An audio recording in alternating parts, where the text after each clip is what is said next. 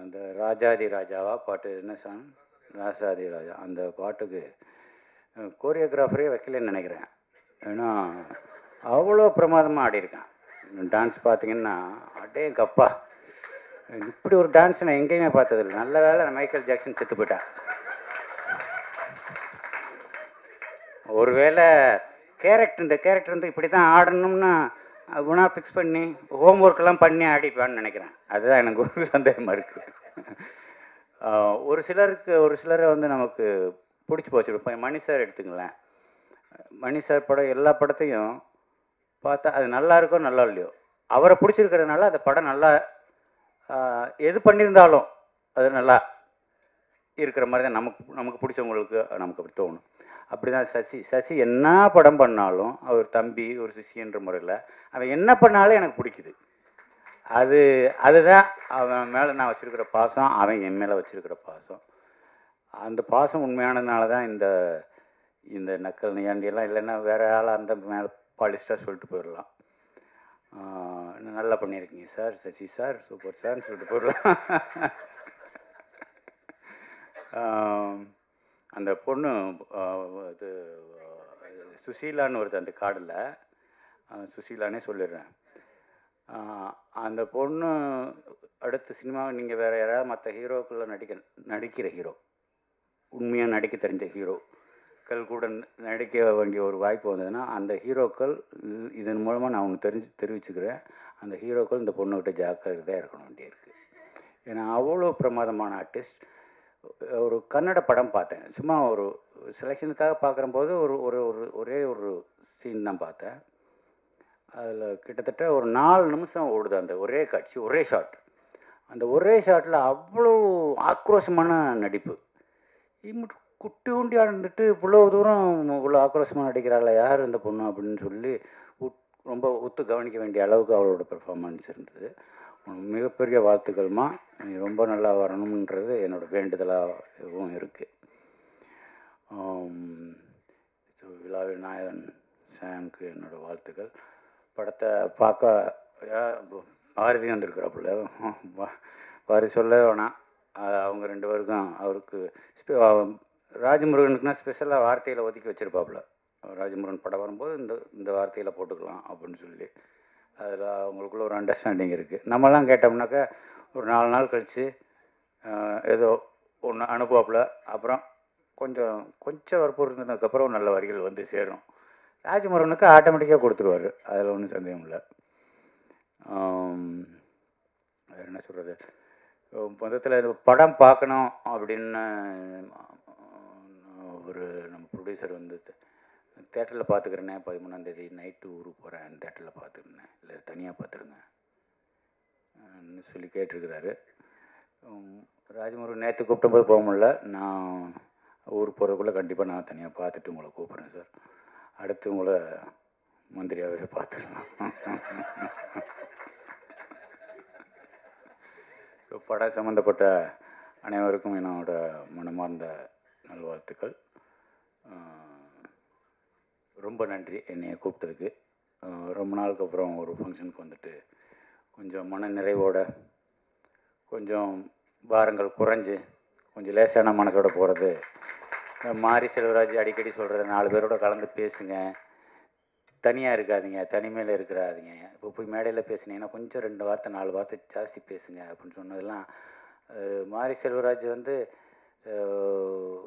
இப்போ என்னோடய வழிநடத்தி மாதிரி தான் ஒரு நட்பு எங்கள் 2 பேருக்குள்ளே போய்கிட்டு இருக்குது. அது தொடரும்ன்ற ஒரு நம்பிக்கை இருக்குது. ஸோ அனைவருக்கும் என்னுடைய நல்வாழ்த்துக்கள். ராஜமுருகன், அடுத்து நீங்கள் வம்பு நீங்கள் வந்து எடுத்துக்கிட்டே இருங்க, உங்களை ரசிக்கிறதுக்கு ஒரு கூட்டம் இருக்குது. அதனால் நீங்கள் மயிலாடுன்னு வைங்க, ஜோக்கர்னு வைங்க, இனிமேலுக்கு கிணப்ப எது வச்சாலும் உங்கள் படத்தை பார்க்க வர்றதுக்கு தயாராக இருக்கிறாங்க ஜனங்க. வாழ்த்துக்கள், நன்றி. மயிலாட் அப்படின்றது அந்த டைட்டில் அவர் வழக்கமாக எல்லா படத்துலையும் வைக்கிற ஒரு டைட்டில். ஆனால் மயிலாட் நான் அடிக்கடி அவர் சொல்லுவார், இது கோர்ட் ட்ராமா இல்லை, இன்டர்வியூவில் சொல்லும்போது இது கோர்ட் ட்ராமாவா, கோர்ட்டை பற்றி இல்லை மயிலாட் அது கிடையாது. ஸோ அதை நான் சொல்லிடுறேன். மயிலாட் அப்படின்றது இது கோர்ட் ட்ராமா கிடையாது. ஒரு 10 நிமிஷம் தான் கோர்ட் வரும். ஆனால் ஒரு அதிகாரத்தை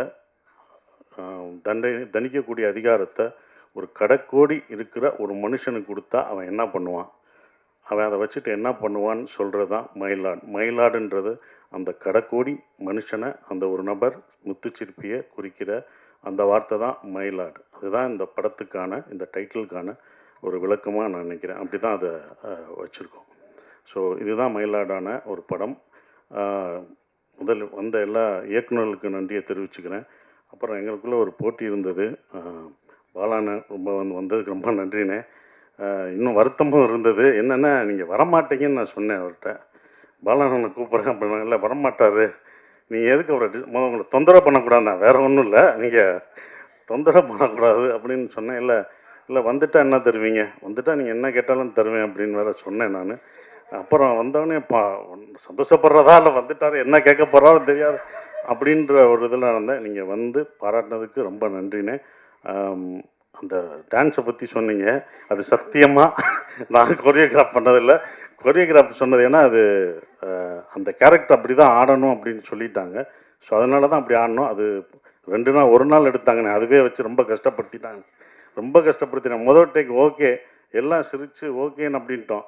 கடைசி டைரக்டர் வந்து ஓகேன்னு சொல்லிட்டு எல்லாம் கைதட்ட ஆரம்பிச்சிட்டோம். ஃபஸ்ட் டேக்லேயே ஓகே பண்ணிட்டோம்டான்ட்டு. அதுக்கப்புறம் வந்து சொன்னார், இல்லை முத்துச்சிற்பி சிரிச்சிட்டான், முத்துச்சிற்பி சிரிச்சிட்டான், அதனால் அவன் சிரிக்கக்கூடாது, சீரியஸாக பாடணும்னு மறுபடியும் எடுத்தாங்க. அது 1 நாள் ஆச்சு, மறுநாள் தான் அது ஓகே ஆச்சு. ஸோ அதுதான் அதுக்கு காரணம். இன்னொன்று என்ன சொல்லணும்னானே, இங்கே என்ன எல்லாம் வாழ்த்துனாங்க. இந்த வாழ்த்தெல்லாம் எனக்கு சேரக்கூடாதுனே, உங்களுக்கு தான் நான் சேரணும். நீங்கள் பார்த்து சந்தோஷப்படணும். முதல் நான் சேதுவில் நடித்தேன், ஒரு அசிஸ்டன்ட் டைரக்டராக வந்தேன். இந்த அசிஸ்டன்ட் டைரக்டர் இந்த வாழ்த்தெல்லாம் உங்களுக்கு நான் பெற்றுக் கொடுத்ததா நீங்கள் நினச்சிக்கணும். அது உங்களுக்கான வாழ்த்து தான். அது நான் இவ்வளோ தூரம் கொண்டு வந்தது. ரொம்ப நன்றி. நான் வந்தது எங்களை வாழ்த்துனதுக்கு ரொம்ப நன்றி. இந்த படம் எப்போ வரும்னு நீங்கள் கேட்டுட்டு இருந்தீங்க. நீங்கள் தான் கேட்டீங்க, எப்படியாவது அடுத்து டூரிசம்கள் அடுத்து அந்த படத்தை கொண்டு வா அடுத்த படம் இதோ கொண்டு வந்துட்டோம்னு இழுத்து கொண்டு வந்தாச்சு. ரொம்ப சந்தோஷம். மாறி உங்களுக்கும் சந்தோஷம். அண்ணன் சொல்லும்போது நான் ரொம்ப சந்தோஷப்பட்டேன். அவருக்கு எல்லாம் நீங்கள் வந்து இப்போ எனக்கு வழி நடத்துவர் மாரி செல்வராஜ் அப்படின்னு சொல்லும்போது, எங்கள் இயக்குனருக்கு நீங்கள் வழி நடத்துறது எனக்கு ரொம்ப சந்தோஷம். அதே மாதிரி உங்கள் இயக்குனருக்கு இப்போ நான் வழி நடத்திட்டுருக்கேன். அதுதான் உண்மை. உங்கள் இயக்குனருக்கு ஸோ நம்ம மாற்றிக்கிட்டோம், அவ்வளோதான். நம்ம சொன்னால் அவங்க கேட்க மாட்டாங்க, நீங்கள் சொன்னாங்க அவர் கேட்பார், நான் சொன்னால் அவர் கேட்பார். அதனால் கரெக்டாக இதாகிடுச்சு. ஸோ அது எல்லாருக்கும் நன்றியை தெரிவிச்சுக்கிறேன். வந்த எல்லாருக்கும் நன்றி. சோமு சார், நான் 2வது படம், ஃபஸ்ட்டு படம் வரல, ரொம்ப சிறப்பாக நடிச்சிருந்தார். அந்த நாக்கா அப்படின்ற கேரக்டர், கதிரில்வேலன் அப்படின்ற கேரக்டரை பத்திரிக்கையாளர் எப்படி இருப்பாங்க, எந்த உண்மையாக இருந்து எப்படி இருப்பாங்கன்றதை அப்படியே இது பண்ணார். உங்களோட நடித்தது எனக்கு ரொம்ப சந்தோஷம் சார். அப்புறம் என்னோட இந்த படத்தில் எங்கள் ப்ரொடியூசர் ஃபஸ்ட்டு முதல் தேங்க்ஸ் அவருக்கு தான் நான் சொல்லணும். ஏன்னா அவர் என்கிட்ட கதை சொல்ல வரும்போது சரவணன் தான் சொன்னார், ராஜ்முருகன் வந்து கதை சொல்லுவார், நீங்கள் கேளுங்கன்னு சரவணன் சொல்லி நான் கதை கேட்டேன். அப்போ கதை கேட்டவுடனே ராஜ்முருகன் சார் சொன்னவுடனே, இந்த கதை எனக்காக எதுவும் மாற்றாதீங்க, இது என்ன எப்படி இருக்கோ அந்த கதைக்குள்ளே நான் வர்றேன், நீங்கள் என்ன நினச்சிங்களோ அதை கடைசி வரைக்கும் எடுத்துருங்கன்னு சொன்னேன். ஸோ அப்படி தான் இந்த கதை வந்து இவ்வளோ தூரம் வந்திருக்கு. இந்த கதையை எடுக்க ஒத்துக்கிற அம்பேத்குமார் சாருக்கு என்னுடைய நன்றியை தெரிவிச்சுக்கிறேன். என்னென்னா, ஒரு ப்ரொடியூசர் ஒத்துக்கணும் இது எப்படின்றது. அவர் வந்து அதை சிறப்பாக பண்ணார். வந்து சொன்னபோது, சார் ராஜ்மோகனோட ஒரு படம் பண்ணேன் சார், அது தோத்துருச்சு சார், நல்ல பையன் சார், அவன் ஜெயிக்கணும் சார், நான் இன்னொரு படம் பண்ணணும் சார், அது பண்ணணுன்னார் சார். அது இன்னும் என் மனசில் ஓடுது. என்னோட மீட் பண்ணும்போது மீட் பண்ணும்போது ராஜ்முருகனுக்காக நான் பண்ணணும். அதுதான் எல்லாருமே நினைக்கிறது. இந்த மாதிரி ராஜ்முருகன் மாதிரி இயக்குனர் தோக்கவே கூடாது. இந்த மாதிரி இயக்குநர்களை ஜெயிக்கிறதுக்கு என்னால் என்ன முடியுமோ அதை நான் கண்டிப்பாக பண்ணுவேன். அதை தான் பண்ணிக்கிட்டு இருக்கேன். ஸோ நன்றி சார். ஆனால் உங்களுக்கு நான் படம் பண்ணிக்கிட்டே தான் இருப்பேன். வெற்றி தோல்விலாம் கிடையாது. என்றைக்கும் ஒரு படம் தோக்கலாம் ஜெயிக்கலாம், ஆனால் ஒரு இயக்குனர் தோக்கவே கூடாது. அவனுக்கு என்றைக்கும் வெற்றியாக தான் இருக்கணும். இயக்குனருக்கு வாழ்க்கையில் தோல்வியே கூடாது, அவன் படம் தான் தோக்கும் ஜெயிக்கும் அப்படின்னு சொல்லி வந்த எல்லாருக்கும் என் நன்றியை எல்லாருக்கும் வணக்கம். நான் தமிழில் பேசுறதுக்கு ட்ரை பண்ணுறேன். ஏதாவது தப்பாக பேசினா மன்னிச்சிடுங்க. ஃபஸ்ட்டே சொல்கிறேன். ஃபர்ஸ்ட் ஆஃப் ஆல், இங்கே இருக்கிற எல்லா பெரிய டிரெக்டர்ஸ்க்கு ரொம்ப ரொம்ப நன்றி. ராஜு சருக்காக எங்களோட சினிமாக்காக வந்து நீங்கள் இங்கே வந்து பேசுனது, சினிமா பார்த்து அதை பற்றி பேசுனது, அண்ட் என்னோட பெர்ஃபார்மன்ஸ் பற்றி பேசுனது. I don't know, I think Bala sir பேசும்போது எனக்கு அழுகே வந்துச்சு. என்ன, I am very grateful. Thank you sir, it means a lot. You have no idea.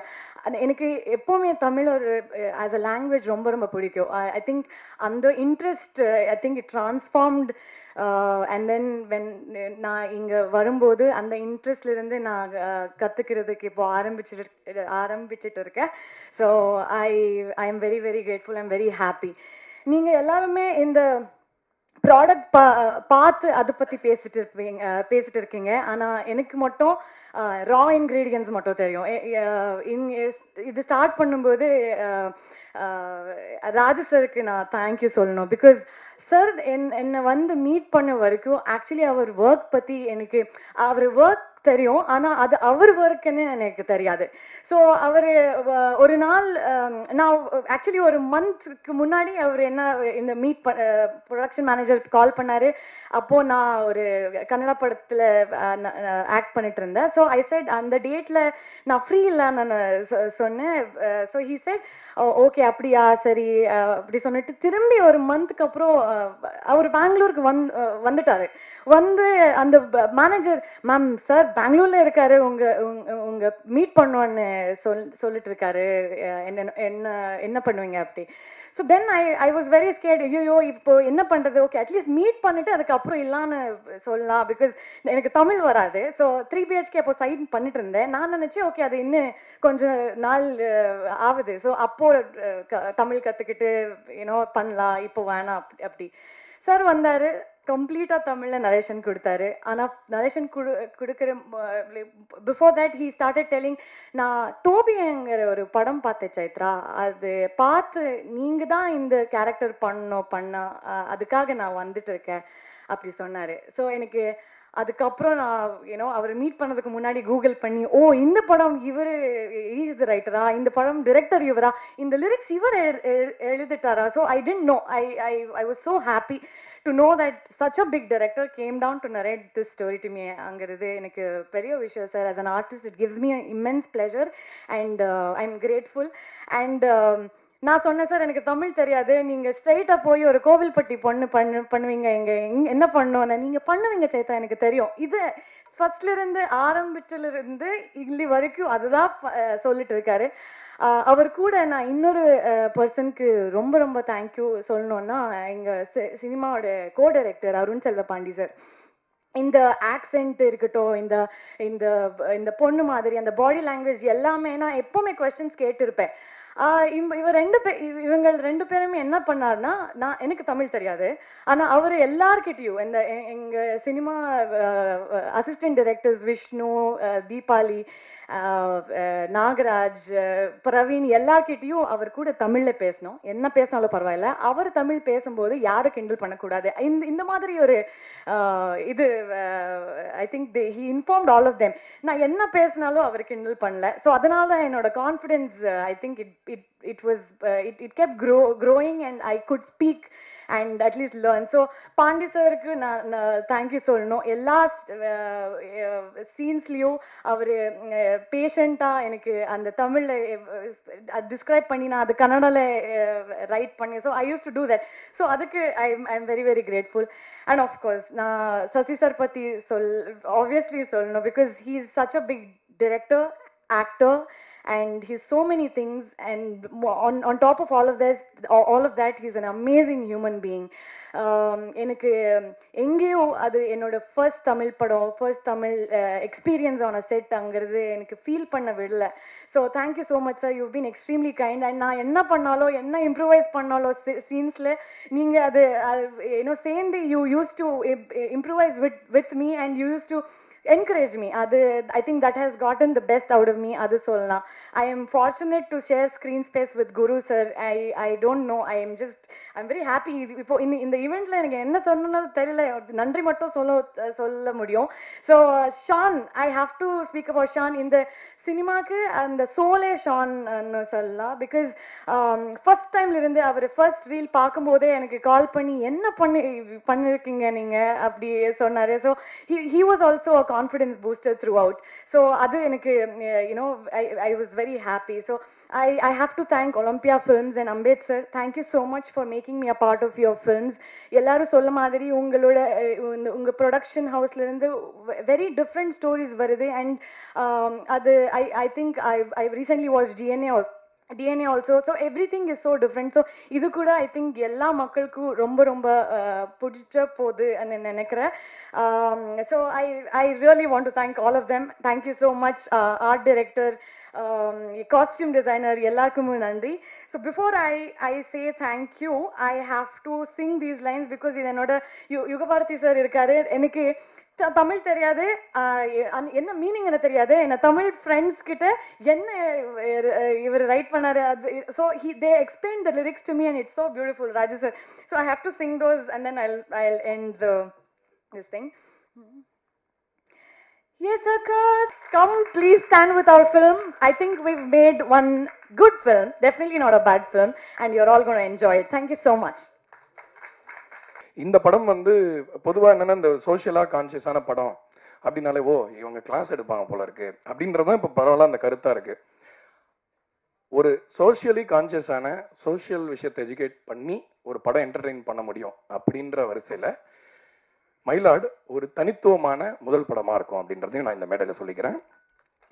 ஏன்னா வந்து நம்ம சோஷியலாக என்கேஜ் பண்ணும்பொழுது நம்ம பிணங்கள் மாதிரி என்கேஜ் பண்ணுறது இல்லையே, மனிதர்களாக தானே பண்ணுறோம். உயிரோட்டம் இருக்கிற மனிதர்களாக தானே நம்ம அணுகிறோம். ஒரு நல்ல புக்கு நம்ம கையில் கிடச்சிதுன்னா அதை படிக்கிறோம், ஒருத்தர் மனுஷன் தானே, உயிரோட்டம் இருக்கிறவங்க தானே. ஸோ அதனால் வந்து மனிதர்களை வந்து இவங்கெல்லாம் இந்த படம் பார்ப்பாங்க, இவங்கெல்லாம் அந்த படம் பார்ப்பாங்க அப்படின்னு பிரிக்கிறதே வந்து எனக்கு வந்து ரொம்ப ஒரு தர்ம சங்கடமான சூழ்நிலையாக இருக்குது. Especially as a music composer, சினிமேட்டிக்கான ஒரு எஃபெக்ட், இந்த மாதிரி ஒரு பாட்டு, லவ் பாட்டு பண்ணும்போது இந்த மாதிரி ஒரு கட்டாயங்கள் இருக்கிற இந்த உலகத்தில், ஏன்னா இப்போ வந்து ரொம்ப ரெஸ்பான்சிபிளாக சமநிலை தவறாமல் பொறுப்போடு பேச வேண்டிய கான்வர்சேஷன்ஸ்லாம் இப்போ ரீலில் நடக்கிறதுனால, அந்த மாதிரி ஒரு உலகத்தில் நம்ம வாழறதுனால ஒரு படைப்பாளியாக பெரிய பிரச்சனை இருக்குது.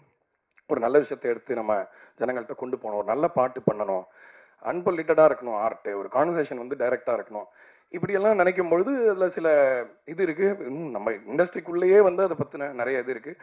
எதுக்காக இதெல்லாம் சொல்ல வரேன்னா, மயிலாடு படம் வந்து அவர்கிட்டருந்து நான் எதிர்பார்த்த படம் என்ன அப்படின்னா, ஓகே இதில் ராஜமுருகன் சாரோட நையாண்டி இருக்கும், அவரோட காமெடி ட்ராக் இருக்கும், அந்த பொலிட்டிக்கல் மேட்டர் இருக்கும், இது எல்லாமே இருக்கும்னு நினச்சா பயங்கர ஒரு கமர்ஷியலான ஒரு ஜனரஞ்சமான படத்தை நான் பார்த்தேன்.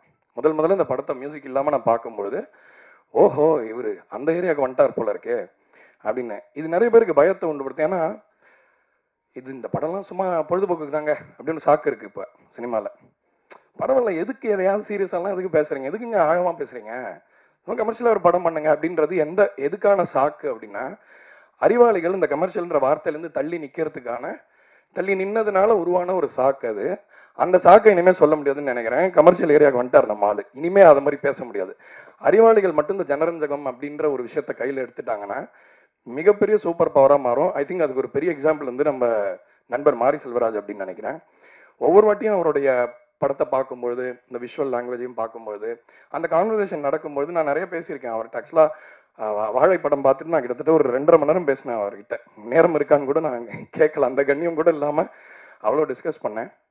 ஆனால் அதை டிஸ்கஸ் பண்ணது என்னமோ அந்த படம் நம்ம கிளாஸ் எடுக்குதுன்ற ஸ்பேஸ்லேயே இல்லை, அந்த உலகத்துக்குள்ளே நான் அப்படியே தொலைஞ்சு போனேன். அந்த சின்ன பையனோட அந்த வாழ்க்கைக்குள்ளே, அவனோட மனசுக்குள்ளே, அவனோட உணர்ச்சிகளுக்குள்ளே நான் நீச்சல் அடிச்சுட்டு வந்த ஒரு ரசிகனாக அந்த படத்தை பற்றி நான் பேசின ஞாபகம் எனக்கு இருக்குது. ஸோ அதனால் இந்த படம் வந்து எல்லாரும் நிறைய ஆழமான விஷயங்கள்லாம் பேசினாங்க. இருந்தாலும் ஆடியன்ஸ்க்கு ஒன்று சொல்லிக்கிறேன், இது ரொம்ப ஒரு என்டர்டெய்னிங்கான எங்கேஜிங்கான படம்ன்றதை நான் இங்கே பதிவு பண்ணிக்க கடமைப்பட்டிருக்கேன் அப்படின்ற விஷயத்தையும் சொல்லிக்கிறேன். அண்டு இந்த படத்தோட மியூசிக்கை பற்றி குறிப்பாக நான் அதில் ஒரு பெரிய பலம் அப்படின்னு சொல்லணுன்னா யுகபாரதி சார் தான். அவரோட வரிகள் வந்து எனக்கு ஒரு மருந்து. அதாவது ஃபார்மசியில் போய் மாத்திரை வாங்கி போட்டுக்கலாம் தலைவலிக்குதுன்னா, ஆனால் வீட்டில் அம்மா வந்தாச்சு வா அப்படின்னு சொல்லிட்டு இப்படி ஒன்று தடவி விடுவாங்க, அதில் சரியாக போயிடுவான். அந்த மாதிரி எனக்கு ஒரு ஹீலர் அவரோட வார்த்தையோட என் இசை பயணிக்கும்பொழுது என் இசை வந்து இதெல்லாம் நம்ம தான் பண்ணுறோமா, இதெல்லாம் நடக்குதா நம்ம பாட்டில் அப்படின்ற மாதிரி அந்த அளவுக்கு ஒரு பெரிய ஆற்றல் இருக்குது. என் மேலே ரொம்ப அன்பு இருக்கிற ஒரு மனிதர் அவர். எப்பயுமே எனக்கு நிறைய கிளாரிட்டி கொடுத்துருக்காரு. அதாவது நான் கேட்குற சில ஆர்வக்கோளாறான சில கேள்விகளுக்கெல்லாம் நிறைய விஷயத்தில் பொலிட்டிக்கல் கிளாரிட்டியோ இல்லை வந்து ஒரு மனிதனா என்னுடைய நிலை என்ன அப்படின்னு என்ன நிறைய கான்வர்சேஷன் மூலமாக அவர் உணர வச்சிருக்காரு. அவருக்கு என்னுடைய நன்றி. அப்புறம் அந்த படத்தை தயாரித்த அம்பேத்குமார் சார், அவரோட ஃபோன் கான்வர்சேஷனை பற்றி அவர் சொன்னார், நானும் கொஞ்சம் சொல்லிடுறேன். ராஜமுருகன் சாருடைய படைப்பு மேலே, படைப்பாளியாக அவர் மேலே ஒரு எப்படி ஒரு அபிமானம் வச்சுருந்தா, எப்பேற்பட்ட ஒரு அபிமானம் வச்சுருந்தா, சார் எதுவும் யோசிக்காதீங்க சார், நீங்கள் எதுவுமே யோசிக்காதீங்க, சூப்பராக உங்கள் பெஸ்ட் ஒர்க் பண்ணுங்கள் சார், எந்த சப்போர்ட்டாக இருந்தாலும் நான் பண்ணுறேன் அப்படின்னு சொன்னார். ஸோ அது வந்து எனக்கு ரொம்ப சந்தோஷமாக இருந்தது. ஒரு ஆத்மார்த்தமான ப்ரொடியூசர், அவர் ரொம்ப ஆர்கானிக் பீஸ் அவர். ஸோ அதனால் எனக்கு ரொம்ப அவர் ப்ரொடியூசர் மாதிரியே நான் ஃபீல் பண்ணதில்லை. ஒரு மனிதராக தான் எனக்கு அவர் அப்படி தான் பழகியிருக்காரு. நானும் அவர்கிட்ட அப்படி தான் பழகிருக்கேன்னு நினைக்கிறேன். ஒலிம்பியா மூவிஸில் ஒரு ரொம்ப ஸ்பெஷல் படமாக, காலத்தை தாண்டி நிற்கக்கூடிய படமாக இருக்கும் சார் மயிலாடு அப்படின்னு நான் நம்புகிறேன். அப்புறம் நிறைய பேர் அண்ணா என்னான்லாம் சொல்கிறீங்க. நம்மளுக்கு வந்து எனக்கு ஒரு ரொம்ப நான் அண்ணான்னு சொல்லி பெருமைப்படுற ஒருத்தர் சசிகுமார் சார். ஒரு மனிதராகவும் சரி, ஒரு கலைஞனாகவும் சரி, நிறைய கற்றுக்க இருக்க அவர்கிட்ட. அவர் வந்து ஒரு பேஷன்ஸ்னு எடுத்தால் ஒரு மலை மாதிரி இருக்கார். அப்படியே எல்லாத்தையும் தாங்கிட்டு, உள்வாங்கிட்டு, லேர்ன் பண்ணிக்கிட்டு, அப்சர்வ் பண்ணிக்கிட்டு, கவனம்னு பார்த்தா அப்படியே காற்று மாதிரி இருக்காரு. எங்கே வேணால் போகிறாரு, எப்படி வேணால் வராரு, ஃப்ளெக்சிபிளாக இருக்காரு. ஒரு இத்தனை வருஷம் சினிமாவில் இருந்து இவ்வளோ சாதிச்ச அந்த ஒரு ஏர் துளி கூட இல்லாமல் ஹம்பிள்னு சொல்லலாம் எல்லாரை பற்றியும். அவங்களே கூட சொல்லிக்கிறாங்க சில பேர், நான் சும்மா சிம்பிளானவன் அப்படின்லாம் சொல்லிக்கிறாங்க சில பேர். உண்மையிலே சிம்பிளான, மோஸ்ட் கிரவுண்டடான, நியாயமான ஒரு ரொம்ப சிறந்த மனிதர் அப்படின்னா நான் அவரை தான் சொல்லுவேன். என்னோட அண்ணன் சசிகுமார் சார் இந்த படத்தை அதான் நான் அந்த எசகாதா பாட்டை பற்றி இன்னொரு இன்டர்வியூவில் சொல்லியிருந்தேன். ஒரு எல்லா படத்தையும் பாட்டு பண்ணுறோம், தேன் சுடுறேன்னு ஒரு பாட்டு பண்ணுறோம், எழுத கதையோன்ற பாட்டு பண்ணுறோம். ஆனால் ஒரு நிஜமாகவே ஒரு கேரக்டர் தான் ஒரு பாட்டை வாங்க முடியும் நம்மகிட்டேருந்து. ஒரு டைரக்டர் சொல்லலாம் நல்லா பாட்டு போடு அப்படின்னு, நம்ம அறிவு போடணும்ல. ஆனால் ஒரு ஒரு ஒரு இமேஜை பார்க்கும்பொழுதோ, ஒருத்தர் முகத்தை பார்க்கும்போதோ ஒரு பாதிப்பு ஏற்படும். எனக்கு வந்து முகைமழை பாட்டிலையுமே நான் அதை உணர்ந்தேன். ஒரு மாதிரி ஒரு ஹீலிங்கான ஒரு கேரக்டர். அதாவது ஒருத்தர் நல்லவர்னு நம்ம பார்த்தா நம்ப முடியணும்ல. சார் நான் ரொம்ப நல்லா சார் அப்படின்னு ஒருத்தர் சொன்னால் நமக்கே ஒரு மாதிரி என்னடா இவன் ஏன் இப்படி பேசுகிறான், சைக்கோவாக இருப்பானோ அப்படிலாம் யோசிப்போம். ஆனால் வந்து அவரை பற்றி எப்பயுமே எங்கெல்லாம் அவருக்கு ஏற்றம் இருக்க முடியுமோ அங்கே அவர் ஏறவே மாட்டார். இன்னொருத்தனை ஏற்றி தான் விடுவார் எப்பயுமே. அவருக்கு சொல்லணுன்ற அவசியமே இல்லை. அவ்வளோ டூரிஸ்ட் ஃபேமிலியோட இசையை பற்றி அவ்வளோ நேரம் கிட்ட பேசிகிட்டு இருந்தார். பட் எனக்கு தெரியும் அவர் அந்த படத்துக்கு பெரிய பலம்னு. அதே மாதிரி மயிலாட் படத்துடைய மிகப்பெரிய ஒரு பலம் எங்கள் சைடில் வந்து ஒரு 1000 யானைகள் நிற்கிற மாதிரி நான் ஒரு ஃபீல் பண்ணுறேன் சசி சாரோட ப்ரெசன்ஸை. இந்த மாதிரி படத்தெல்லாம் யாராவது எழுதுனீங்கன்னா தயவுசெய்து அவர்கிட்ட மட்டும்தான் போங்க, அவர் மட்டும்தான் பண்ண முடியும். வேறட்டே பண்ணவும் முடியாது, அவங்களும் விரும்ப மாட்டாங்க. அதனால் நல்ல படங்கள், நல்ல கதாபாத்திரங்கள், ஒரு மேஸ்குலைனான ஒரு கேரக்டர்ஸ், ஒரு வாழ்க்கையை முழுசாக பார்த்த ஒரு மிடில் ஏஜில் இருக்கிற அந்த மனிதனுடைய அந்த பாயிண்ட் ஆஃப் வியூ வந்து சினிமாவில் ரொம்ப மிஸ் ஆகுது. நம்ம கல்ட்டுன்னு சொல்கிற எல்லாருமே வளர்ந்த மனிதர்களோட இதுதான். டீனேஜ் பருவம்ன்றது மட்டுமே சினிமாவோட மையம் கிடையாது. ஸோ அதனால் வந்து சசி சார் அந்த ஒரு இடத்த வந்து ரொம்ப ஹோல்ட் பண்ணுறாருன்னு நினைக்கிறேன். நிறைய படைப்பாளிகளுக்கு அவர் பெரிய ஒரு ஹோப்பாக இருக்கார். ஸோ ரொம்ப நன்றி சார். திரும்ப இந்த படம் நம்மளுக்கு ஒரு வெற்றி படமாக இருக்குன்றது அந்த நம்பிக்கை எனக்கு இருக்குது. கண்டிப்பாக அது ஒரு வாரத்தில் நடந்துடும். ஸோ அதுக்கப்புறம் நம்ம செலிப்ரேட் பண்ணுவோம். எல்லாருக்கும் வணக்கம். உண்மையிலேயே ரொம்ப ஒரு நெகிழ்ச்சியான ஒரு தருணமாக இருக்குது. என்னை பற்றி இவ்வளவு ஆத்மார்த்தமான வார்த்தைகளை இங்கே எத்தனை பேர் வச்சுருக்காங்கங்கிறது தான் எனக்கு ரொம்ப மகிழ்ச்சியாக இருக்குது. நான் வந்து அசிஸ்டன்ட் டைரக்டராக இருந்தப்போ அப்போ நான் சரக்கு அடிச்சிட்டு இருந்த டைமு. இப்போ அதை நிறுத்தி 10 வருஷத்துக்கு மேலே ஆச்சு. ஸோ இது வந்து ஞானவேல் கவனத்துக்கு. அப்போ வந்து என்னோடய ரெகுலர் ஒர்க் என்னென்னா, ஒர்க்கு முடிச்சுட்டு ஈவினிங் 6-7 மணிக்கு நேராக வந்து ஒரு குவார்ட்ரு வாங்கி அடிச்சுட்டு இன்னொரு குவார்ட்ரு வாங்கி பையில் வச்சுக்கிட்டு நேராக வரும்போது ஒரு சிடி கடை இருக்கும். அப்போ வந்து சிடி பிளேயர் ஒரு பிதாமகன் படம் வாங்குவேன்.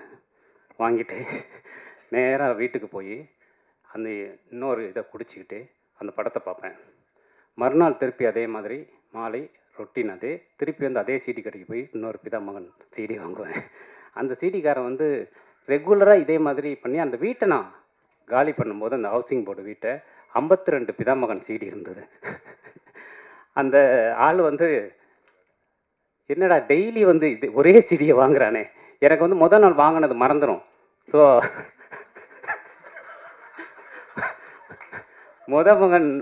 முதல் நாள் வந்து அதே படத்தை வாங்கணுங்கிறது மறந்துடும். எனக்கு அவ்வளவு அந்த படத்து மேலே சொல்லப்போனால் அந்த படம் வந்து எனக்கு ஏற்படுத்தின தாக்கம் தான் அதன் பிறகு இந்த மாதிரி எளிய மனிதர்களை சினிமாவை ஆக்க முடியும் அப்படிங்கிற ஒரு நம்பிக்கை கொடுத்தது. இப்போ ஃபஸ்ட்டு பாலா சாரை போய் மீட் பண்ண போகும்போது கண்ணன் சார் மூலமாக விகடன் கண்ணன் சார் மூலமாக போய் பார்க்க போகும்போது நான் அவர்கிட்ட அவருடைய அறைக்கு போனாலே மாரிக்கு தெரியும், அது வந்து வாரணாசியோடைய இன்டோர் மாதிரியே இருக்கும்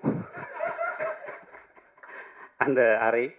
அவரை பார்க்கும்போது சில பேரை பார்க்கும்போது நமக்கு அப்படி ஒரு அதிர்வு உருவாகும். நம்ம என்ன வார்த்தைகள் அவர்கிட்ட பேசுறது அப்படின்னு வார்த்தைகளை தேடக்கூடிய ஒரு விஷயம். நான் அவர்கிட்ட வந்து இந்த 52 சிடி பிதாமகன் சிடி வந்து என்னுடைய அறையிலேருந்து நான் காலி பண்ணும்போது எடுத்துகிட்டு போனேங்கிறத நான் அவர்கிட்ட சொல்லணும் அப்படிங்கிறத ஒரு பெரிய இது இருந்தது. ஏன்னா ஒரு ஒரு கலைஞனா நான் இதை சொல்லும்போது அவர் ஒரு பெரிய மகிழ்ச்சி அடைவார் அப்படிங்கிறதுனால நான் அவர்கிட்ட இந்த சம்பவத்தை சொன்னேன். அவர் அப்படியா அப்படின்ட்டு அதுக்கப்புறம் அதை பற்றி பேசவே இல்லை. அதுக்கப்புறம் அவர் அமைதியாக இல்லை. ஸோ அப்படி வந்து எதையுமே தன் படைப்பு பற்றின இவ்வளோ பெரிய பிரம்மாண்டத்துடைய ஒரு துளி கூட அறியாதவராக அவர் இருக்கிறாருங்கிறது வந்து ஒரு மிகப்பெரிய விஷயமாக நான் பார்க்குறேன். என்னை போன்ற நிறைய பேருக்கு ஆத்மார்த்தமான வழிகாட்டியாக இருக்கக்கூடிய பாலா சார் இங்கே வந்ததுங்கிறது மிகப்பெரிய மகிழ்ச்சி. இங்கே வந்தது இவ்வளோ தூரம் இருந்தது, இன்றைக்கி அவர் பேசினது. ஏன்னா பாலா சார் வந்து இவ்வளோ நகைச்சுவையாக பேசுவாருங்கிறது எங்களுக்கு தெரியும். அவரோட பர்சனலாக பேசும்போது அவ்வளோ விஷயங்கள் ஷேர் பண்ணி பேசும்போது, பட் ஒரு பொது இடத்துல இவ்வளவு மகிழ்ச்சியாக சந்தோஷமாக அவர் பேசினது தான் இந்த விழாவுடைய முதல் சிறப்புன்னு நான் நினைக்கிறேன். Thank you very much sir, thank you. இந்த படம் பற்றி நான் சொல்லணும்னா, இந்த படமே நம்பிக்கை சார்ந்த ஒரு படம் தான். இந்த படம் எல்லோருக்கும் ஒரு பெரிய நம்பிக்கை கொடுக்கணும்னு தான் இந்த படம் எடுக்கப்பட்டது ஒரு அடிப்படையான நோக்கம். இந்த படம் ராஜமுருகன் என்ற மனிதன் மீது அம்பேத்குமார் என்ற மனிதன் வைத்த நம்பிக்கை தான் மயிலாடு, வேறு ஒன்றுமே கிடையாது. அந்த நம்பிக்கையில் உருவான படம் தான் இந்த படம். அம்பேத் என்ற ஒரு மனிதன் இல்லை என்றால் இந்த படம் உருவாயிருக்காது. ஸோ நான் ரொம்ப டவுன்ஃபாலில் இருந்தப்போ என்னை அழைத்து வாழ்க்கை வந்து நீங்கள் தொடர்ந்து ஓடிக்கிட்டே இருக்கணும் சார், ஒரு நாள் கூட உட்காந்துடக்கூடாது அப்படின்னு அடுத்த நாளே படம் பண்ணுறதற்கான ஒரு அலுவலகத்தை எனக்கு தந்த அம்பேத்குமார் சாருக்கு ரொம்ப நன்றி சார். இந்த மாதிரியான ஒரு படம் வந்து நான் இந்த படம் ஜெயிக்கணும்னு மறுபடி ரொம்ப இயற்கையை வேண்டுவது வந்து அம்பேத்குமார் என்ற மனிதனுக்காக தான். அவர் என் மேல் வைத்த நம்பிக்கை வந்து பொய்யாகக்கூடாது அப்படிங்கிறதுக்காக தான். இந்த மயிலாட் திரைப்படத்துக்கு பத்திரிகை நண்பர்கள் அல்லாத இந்த படம் வெற்றி படமாக வேண்டும் என்று வாழ்த்து வருகை புரிந்து மிக சிறப்பான முறையில் ஒரு நகைச்சுவையாகவும் இந்த படம் வெற்றிக்காகவும் வாழ்த்திய மிக பிடித்த இயக்குனர் அருமை அண்ணன் பாலா அவர்களுக்கும் மற்றும் அண்ணன் லிங்குசாமி அவர்களுக்கும் தம்பி மாரி அவர்களுக்கும் மற்றும் ஞானவேல் சார், வெங்கடேஷ் சார் மற்றும் பிரேம் சார் மற்றும் அனைத்து இயக்குநர்களுக்கும் எனது அயலான் ரவிக்குமார் சார் அனைவருக்கும் எனது அன்பார்ந்த நன்றியை தெரிவித்துக் கொள்கிறேன். மற்றும் இந்த படத்தில் வேலை பார்த்த அருமை அண்ணன் யுகபாதி சார், மனங்கொத்தி பறவையிலிருந்து இந்த படம் வரை ஒலிம்பியா மூவிஸ் தயாரிக்கின்ற அனைத்து படத்திலும் அவருடைய பங்களிப்பு மிக முக்கியமானது. அடுத்தபடியாக படத்தின் ஒளிப்பதிவாளர் அருமைக்குரிய அண்ணன் நீரோஷ் அவர்களுக்கும் மற்றும் இந்த படத்தின் எடிட்டர் சத்யராஜ் சார் அவர்களுக்கும் மற்றும் அனைத்து டெக்னீஷியன் அவர்களுக்கும் அன்பார்ந்த வணக்கத்தை தெரிவித்துக் கொள்கிறேன். மற்றும் இந்த படம் இசை நாயகர் அருமை நண்பர் ஷான்ரோடன் சார், உங்களுடைய உழைப்பு எனக்கு மிக நன்றாக அறிவேன். அது மட்டுமல்ல, மற்ற படங்களை காட்டிலும் ராஜமுருகன் சாருக்காக நீங்கள் இந்த படத்தில் எந்த அளவுக்கு இன்புட் கொடுத்தீங்கன்றது அதுவும் எனக்கு நல்லா தெரியும். ஸோ உங்களுக்கு தனிப்பட்ட நன்றி. அதுக்கப்புறம் பார்த்தீங்கன்னா இந்த படம் ஆரம்ப முதலிருந்து இன்று வரை எங்களுக்கு துணை நிற்கின்ற திங்மிஸ்டர் சந்தோஷ் நண்பர் அவர்களுக்கும் மற்றும் வந்திருக்கின்ற அனைத்து நல்ல உள்ளங்களுக்கும் எனது நன்றியை தெரிவித்துக் கொள்கிறேன். மற்றும் இந்த படத்தின் இயக்குனர் அருமை நண்பர் ராஜமுருகன் சார். ராஜமுருகன் சாரை வந்து எனக்கு வந்து பார்த்திங்கன்னா ஜோக்கர் படத்துக்கு அப்புறம் நல்லா தெரியும். யுகபாதி அண்ணன் வீட்டில் அவர்கிட்ட நிறைய பேசியிருக்கேன், பழகியிருக்கேன். அதுக்கப்புறம் பார்த்திங்கன்னா ஜிப்சி சட்டமன்றம் ஒரு முறை நடந்துட்டு இருந்தது. ஒரு நாள் ஃபோன் பண்ணார், சார் எங்கே இருக்கீங்க கேட்டார். சார் இப்போ தான் சட்டமன்றம் முடிஞ்சுட்டு வந்துட்டுருக்கேன் சார் நான். மீட் பண்ணலாம்னாரு. ஜிப்சி கதையை சொன்னார். உடனே பண்ணலாம் சார். நான் ஜிப்சி படத்தை பொறுத்த வரைக்கும் நிறைய பேர் சொல்கிறாங்க அது தோல்வி படம்னு. என்னை பொறுத்த வரைக்கும் ஜிப்சி வந்து வெற்றி படம் தான். அது வந்து கொரோனா காலத்தில் வந்ததுனால அந்த படம் கலெக்ஷன் ரீதியாக கம்மியாக இருந்தது. இந்த படத்தை பொறுத்த வரைக்கும் ஜப்பான் ரிலீஸ்க்கு அப்புறம் சார் மீட் பண்ணலாம்னாரு. கண்டிப்பாக மீட் பண்ணலாம் சார்னு ஆஃபீஸ்க்கு வந்தார். ஆஃபீஸ் வந்து ஒரு கதை இருக்குது சார், பண்ணலாமான்னு கேட்டார். சொல்லுங்கள் சார் அப்படின்னா, ஒரு சின்ன பட்ஜெட்டில் பண்ணலாம் சார்னாரு. ஓகே சார்ண்ணா. கதை லைன் சொன்னார், ரொம்ப பிடிச்சி போச்சு. கதையோட லைன் பார்த்தீங்கன்னா பிளான் ஏ பிளான் பி ஒரு விஷயம், ஒரு சாமானிய மனிதர்கள் நடக்கிற ஒரு சின்ன விஷயம் சார். அதில் பிளான் ஏ பிளான் பின்னு சொல்கிறாங்க. அந்த பிளான் ஏ பிளான் பிக்கு 2 டீம் அனுப்புகிறாரு. அதில் 2 டீம்லேயுமே ஒரு காம்ப்ளிகேட்டான விஷயம் நடக்குது. அது எப்படி முடியுது, இதுதான் சார் கதை அப்படின்னாரு. ஓகே சார் பண்ணலாம் அப்படின்னா. அதுக்கப்புறம் பார்த்தீங்கன்னா ஒரு 2 நாள் கழிச்சு சார் மீட் பண்ணலாமான்னாரு. சரி சார் மீட் பண்ணலாம். இந்த படத்தோட எடிட்டர் மட்டும் சத்யராஜ் போட்டுக்கார் சார்னாரு. என்ன சார்ண்ணா? சரி சார் போட்டுங்கன்னாரு. சரி ஓகே சார்னு போயிட்டோம். திரும்ப ஒரு 2 நாள் கழிச்சு வந்தார். சார் மீட் பண்ணலாமா? மீட் பண்ணலாம் சார். படத்தோட மியூசிக் டைரக்டர் ஷாண்டோல்டன் போட்டுக்கார் சார். என்ன சார்ண்ணா? ஆமாம் சார் கொஞ்சம் பெட்டராக இருக்கும். சரி சார் போட்டுக்கலாம் சார். திரும்ப ஒரு 1 வீக் கழிச்சு வந்தார். சார் மீட் பண்ணலாம். மீட் பண்ணலாம் சார். கேமராமேன் வந்து நீரோஷா போட்டுக்கலாம் சார். நீரோஷா யார் சார்? இந்த துணிவுலாம் பண்ணார்ல சார். சார் என்ன சின்னதாக சொல்கிறீங்க, நீட்டிகிட்டே போகிறீங்களா அப்படின்னா. இல்லை சார் பிளான் ஏவும் இல்லை பியும் இல்லையா சார் இது அப்படின்னு சொல்லிட்டு அந்த படம் சின்னதாக ஆரம்பித்து அதுக்கப்புறம் ஒரு குறிப்பிட்ட நேரம் கத்தி வந்தார். சார் மீட் பண்ணலாமான்னாரு. சொல்லுங்கள் சார் அப்படின்னா. படத்தோட ஹீரோ சார் சசிகுமார் சார் போடலாமான்னாரு. அப்போ தான் எனக்கு நம்பிக்கை வந்தது. இவ்வளோ பெரிய டீம் போடும்போது இந்த படத்துக்கு மெயின் ஆள் ஒருத்தர் தேவைப்படுது. அது சசிகுமார் சார் இருந்தால் தான் இந்த படம் இன்றைக்கி ரீச் ஆகும். அயோத்தியாக இருக்கட்டும் சரி, டூரிஸ்ட் ஃபேமிலியாக சரி, டூரிஸ்ட் ஃபேமிலிக்கு அடுத்த படம் இந்த மயிலாட். ஸோ இந்த படம் நான் வந்து கிட்டத்தட்ட சந்தோஷம்னாரு 4 தடவை பார்த்தேனாரு. நான் இந்த படம் 10 தடவைக்கு மேலே பார்த்துட்டேன். முதல் தடவை எப்படி பார்த்தனோ அதை விட கொஞ்சம் கொஞ்சமாக டெவலப் ஆகி இன்றைக்கி மிகப்பெரிய ஒரு வெற்றி படமாக இந்த படம் மக்கள்கிட்ட போய்கொண்டு சேருன்ற நம்பிக்கை எனக்கு அதிகமாகவே இருக்குது. அது மட்டுமல்ல, சசிகுமார் சாரை பற்றி சொல்லணும். ரஜினி சார் ஒரு இதில் சொன்னார், நான் கேட்டேன். சசிகுமார் வந்து மீசை வச்ச குழந்தை அப்படின்னாரு. நான் அவர்கிட்ட கிட்டத்தட்ட ஒரு 4 தடவைக்கு மேலே சொல்லிட்டேன் சார். நீங்கள் மீசை வச்சாலும் குழந்தை தான் சார், மீச்சை எடுத்தாலும் குழந்தை தான் சார். கண்டிப்பாக உங்களுடைய நட்பு நிச்சயமாக வந்து இந்த படம் வந்து இந்த படத்தில் வேலை செஞ்சவங்க எல்லாருமே இந்த படம் வந்து மனித நேயத்தை பற்றி பேசுகிற படம். இந்த வேலை பார்த்தவங்க எல்லாருமே மனித நேயத்தோட வாழ்கின்ற ஒரு மனிதர்கள். அது மட்டும் அல்ல, இங்கே வாழ்த்த வந்திருக்கவங்களும் மனித நேயம் மனிதாபிமானம் உள்ள நல்ல உள்ளங்கள். நிச்சயமாக இந்த படம் அப்படி தான். மனங்குத்தி பறவை யுகபாதையானுக்கு தெரியும், நட்புக்காக எடுக்கப்பட்ட படம். அதே மாதிரி இந்த படமும் ராஜமுருகன் என்ற நட்புக்காக எடுக்கப்பட்ட படம் தான். அதே மாதிரி ஷாண்டோடன் சார் ராஜமுருகன் நட்புக்காக அவர் மியூசிக் பண்ண படம். உண்மையா சார்? இதுதான் நாங்கள் 2 பேரை பேசுறது. ஸோ இதுதான் இந்த படத்தோட ஆரம்பம் முதல் முடிவு வரை வந்தது. இந்த படத்துக்காக நிச்சயமாக சொல்கிறேன், எல்லாருமே ஒரு பாராட்டப்படக்கூடிய ஒரு நடிகைன்னா சைத்ரா. அவங்க வந்து நான் வந்து பார்த்திங்கன்னா கிராமத்தில் பிறந்து வளர்ந்த ஒரு பையன். ஸோ கிராமத்தில் வந்து பெண்கள் எப்படி இருப்பாங்க, கூலி வேலைக்கு போகிறவங்க எப்படி இருப்பாங்க, விவசாய வேலைக்கு போகிறவங்க எப்படி இருப்பாங்கன்னு நல்லா தெரியும். ஸோ இந்த படத்துக்கு அந்த கேரக்டருக்கு அவர் சொன்னார், சார் இந்த மாதிரி வந்து நான் சொன்ன 2-3 ஹீரோயின் சொன்னேன். அப்புறம் சொன்னார், இல்லை சார் சைத்ரான்னு வந்துருக்காங்க கன்னடத்தில் சைடு ஏ சைடு பின்னு படம் சார் பாருங்கள், அதில் ஒரு கேரக்டர் இருப்பாங்க சார். அப்போ தானே அதுக்கப்புறம் பார்த்து சரி ஓகே. ஆனால் உண்மையிலேயே நீங்கள் வந்து ராஜமுருகன் சார் எந்த அளவுக்கு உங்கள் மேலே நம்பிக்கை வச்சாரோ அதை விட அதிகமாக பண்ணிட்டீங்க. ஸோ படம் மனங்குத்தி பறவை, ஜிப்சி, டாடா, கழுவேத்தி மூர்க்கன், டிஎன்ஏ இந்த மாதிரி படங்கள் கண்டென்ட் முக்கியமான ஒரு படங்களாக தான் நான் தயாரிச்சிட்ருக்கேன்.